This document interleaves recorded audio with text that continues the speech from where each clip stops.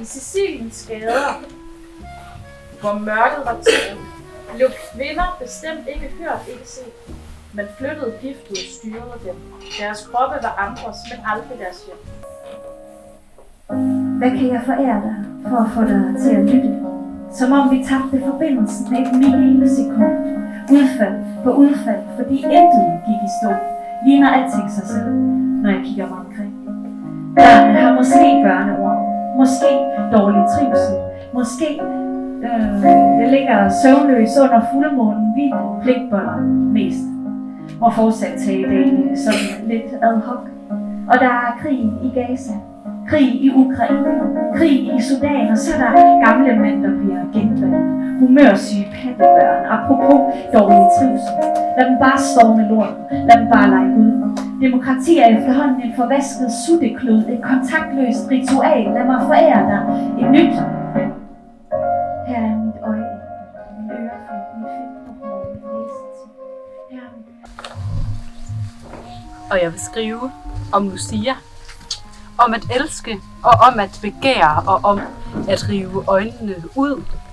Jeg vil skrive om at være kvinde og om at begære.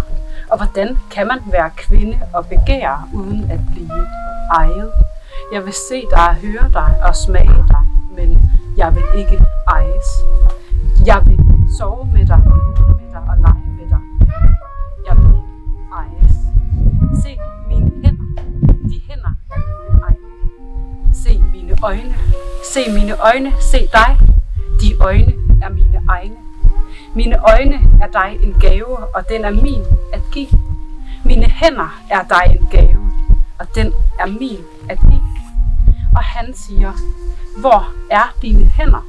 Og hun siger, mine hænder blev vinger og fløj væk. Tro mig, de blev vinger og fløj væk. Og han siger, at hvis ikke mig, så ingen. Hvis ikke mig, så ingen.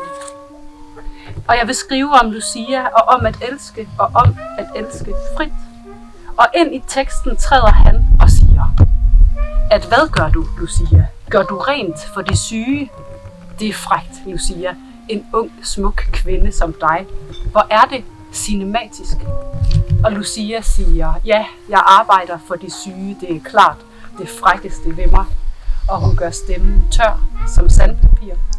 Og han siger, nej, Lucia, det frækkeste er nok nærmere. Dit hår, dine øjne, dine lår, dine tanker og dit lys. Og Lucia, der pludselig vil huske det glimt af lys, tager et screenshot. Lucia tog et screenshot, og han skriver straks, hvorfor tager du et screenshot? Og hun siger, undskyld, det var en fejl. Og han siger, unge dame, en tofingerfejl. Du kan godt selv se det, ikke? Og hun siger, mit lille dumme hjerte blev så blødt.